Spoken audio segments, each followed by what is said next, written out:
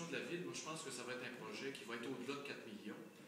Il y a les places qui sont réservées, ça vaut tant d'argent, il y a un processus d'appel d'offres, de plans et devis, on verra l'enveloppe totale, mais la contribution de la Ville, la partie patrimoniale dans le Clayton Mill, ce que vous voyez essentiellement, ça va être le deuxième et le troisième étage. Et moi, ça me rappelle les usines du coin de Pointe-Saint-Charles, près du marché à Trois-Heures, où on a recyclé ces usines-là pour faire des condos industriels, des commerces, mais aussi des logements. Puis relancer une ville, ça fait un peu cliché de dire ça, c'est pas juste attirer des industries, c'est d'investir dans le capital humain, social. Puis on s'est rendu compte depuis 2008-2009 qu'il y avait beaucoup de logements insalubres entre des villes.